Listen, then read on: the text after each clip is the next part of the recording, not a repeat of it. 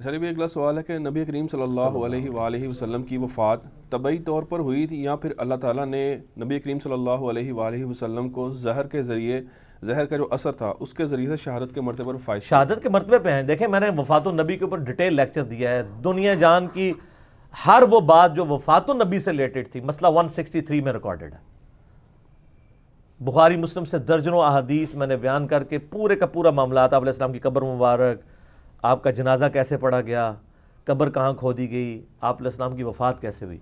ایک تو حدیث بخاری اور مسلم میں ہے کہ نبی علیہ السلام یہ دعا کیا کرتے تھے، اے اللہ میری خواہش ہے میں تیری راہ میں قتل کیا جاؤں، پھر زندہ کیا جاؤں، پھر قتل کیا جاؤں، پھر زندہ کیا جاؤں، پھر قتل کیا جاؤں، پھر زندہ کیا جاؤں، پھر قتل کیا جاؤں.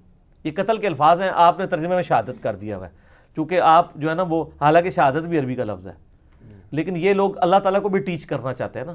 قرآن میں وہ آیت ہے نا وما محمد الا رسول قد خلت من قبلہ الرسل افئن مات او قتل، محمد تو نہیں مگر ایک رسول ہی، اگر یہ مر جائیں یا قتل ہو جائیں تو کیا تم دین سے الٹے قدم پھر جاؤ گے. انہوں نے اردو میں ترجمہ پتہ کیا کیا ہے، اگر یہ وصال فرما جائیں یا شہید ہو جائیں.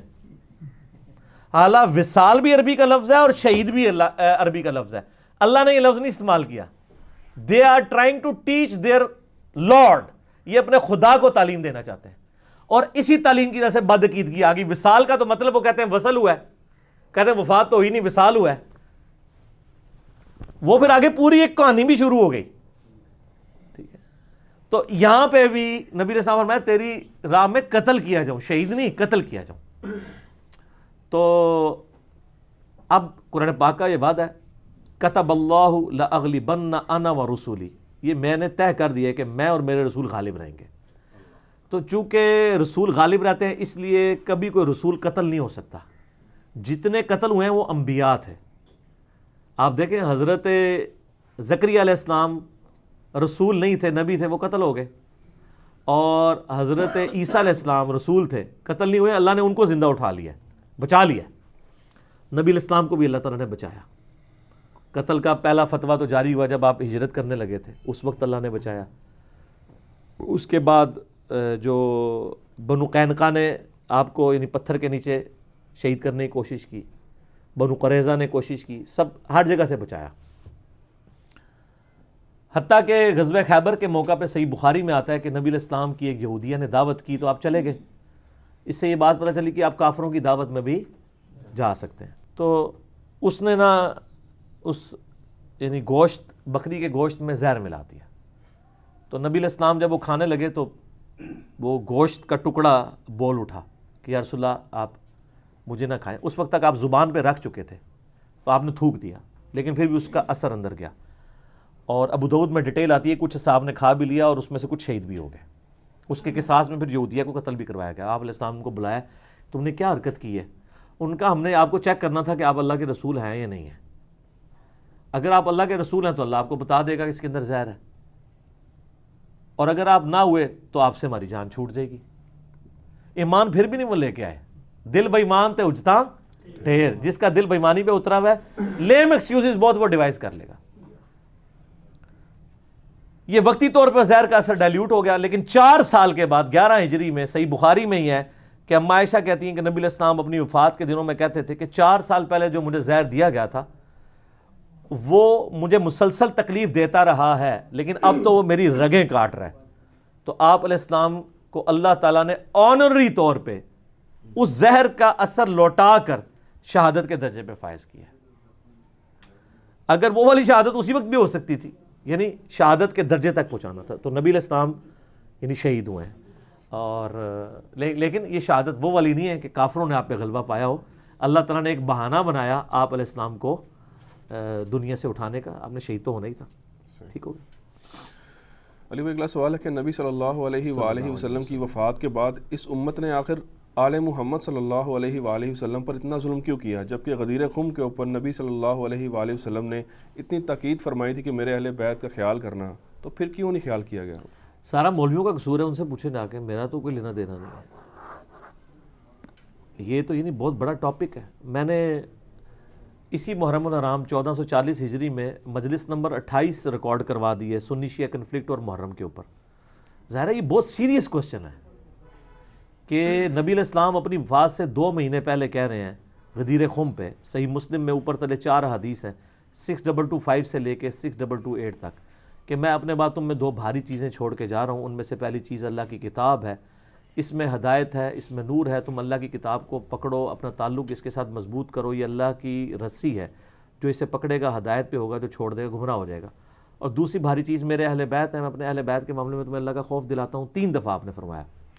لیکن امت نے نہ قرآن کو پکڑا اور نہ اہل بیت کو چھوڑا پنجابی والا کہ سب کو چن چن کے شہید کر دیا۔ تو یہ بہت بڑا ایک المی ہے، اور اسی چیز نے امت کو پھر ایک نہیں نہ ہونے دیا۔ صدیوں سے مسلمان آپس میں بٹے ہوئے۔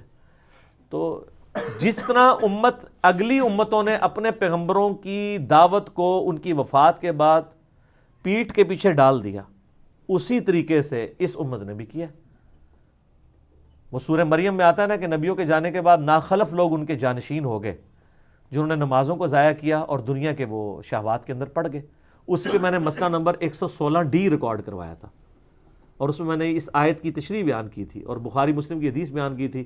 آپ علیہ السلام نے اپنی وفات سے 1 مہینے پہلے شہدائے احد کے اوپر خطبہ دیا تھا، ان کی قبروں پہ جا کے، اور کہا کہ وہاں پہ لوگوں کو صحابہ کو جمع کر کے اصل بتانا یہ تھا کہ سب نے مر کے ادھر ہی آنا ہے، دیکھنا مجھے اپنے بعد تم سے خطرہ نہیں، تم شرک کرو گے بلکہ تم دنیا کے مال میں پھنس جاؤ گے اور تم ایک دوسرے کو قتل کرو گے، پھر اسی طرح تم بھی تباہ و برباد کر دیے جاؤ گے جس طرح اگلی قومیں کر دی گئی۔ اور یہی ہوا ہے کہ نبی علیہ السلام کی وفات کے بعد یعنی وہ معاملات اس طریقے سے بگڑے، تو آپ نے پہلے ہی فرما دیا تھا۔ تو نبی علیہ السلام فرمایا مجھے تم سے یہ خطرہ نہیں کہ تم شرک کرنے لگو بلکہ دنیا کے مال میں پھنس جاؤ گے، پھر ایک دوسرے کو اسی طریقے سے قتل کرو گے جس طرح اگلے لوگوں نے کیا، اور تم بھی تباہ و برباد ہو جاؤ گے جس طرح اگلے ہوگے۔ پھر صحیح مسلم میں ایک حدیث ہے، میں نے وہ ریسرچ پیپر کربلا والے میں ڈالی ہوئی ہے، اس میں یہ الفاظ ہیں کہ نبی علیہ السلام فرمایا جب بھی اللہ نے کسی نبی کو بھیجا نا تو اس کے کچھ ساتھی تھے جو بڑے پیشن کے ساتھ اس کے ساتھ چلتے تھے، ٹھیک ہے۔ پھر جب اللہ تعالیٰ نبی کو اٹھاتا تھا اور وہ ساتھی بھی اٹھتے تھے، پھر ایسے لوگ ان نبیوں کے جانشین بن جایا کرتے تھے کہ جو وہ کرتے تھے جس کا حکم نہیں ہوتا تھا، اور جس کا حکم دیا گیا ہوتا تھا اس کی مخالفت کرتے تھے۔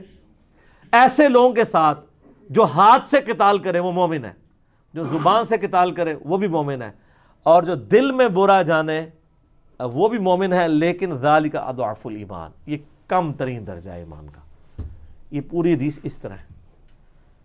تو اور آپ کے اس میں الفاظ ہیں کہ ہر نبی کے ساتھ ہوا، اور ہمارے نبی کے ساتھ بھی یہ ہوا کہ جب آپ کے سچے جانشین خلفائے راشدین ابو بکر عمر عثمان و علی رضی اللہ عنہم اجمعین، اصحاب بدر، اصحاب شجرہ، اصحاب خندق، اصحاب احد، یعنی جب دنیا سے رخصت ہوئے تو پھر ناخلف قسم کے جانشین اس مسند پہ آ گئے اور انہوں نے امت کے ساتھ وہ کچھ کیا۔ تو باقی آپ میرا کربلا والا ریسرچ پیپر 5B پڑھ لیں، واقعہ کربلا کا حقیقی پس منظر، 72 صحیح الاسناد احادیث کی روشنی میں، جس میں نے 200 روایتیں جمع کی ہیں، اور مجلس نمبر 28 دیکھ لیں، مسئلہ نمبر 101 میرا دیکھ لیں، خلافت و ملوکیت، صحیح مسئلہ خروج اور فکر حسین حق پرستی کی علامت ہے، جس میں میں نے اہل تشیع کا جائز مقدمہ اہل سنت کی عدالت میں پیش کیا، اور ایک اور لیکچر ہے مسئلہ 162A، جس میں میں نے نہج البلاغہ سے مولا علی علیہ السلام کے 5 خطبات کی روشنی میں خلفائے راشدین کی شان بیان کی ہے، جس میں میں نے اہل سنت کا مقدمہ اہل تشیع کی عدالت میں پیش کیا۔ سب دونوں کے مقدمے ہم ہی لڑ رہے ہیں، ہم وہ وکیل ہیں، ہمیں کوئی کہتا ہے یہ وکیل شیعہ ہے، کوئی کہتا ہے یہ وکیل اہل حدیث ہے، سر ہم اسلام کے وکیل ہیں۔ یہ آپ اپنے ساتھ لگایا کریں، جن کے یعنی جن فرقوں کے ناموں پہ آپ نے چندے بٹورنے ہوتے ہیں اور اپنی مسندیں چلانی ہوتی ہیں اور قربانی کی کھالیں جمع کرنی ہوتی ہیں، ہمارا تو کوئی لینا نہیں، ہم اسلام کے وکیل ہیں، اللہ کے فضل سے اسلام کا مقدمہ لڑ رہے ہیں، اور ہر فرقے کی جائز چیز کا مقدمہ لڑ رہے ہیں اور ناجائز چیز کے خلاف لڑ رہے ہیں۔ اور یہ مقدمہ ہم لڑ رہے ہیں کہاں سر؟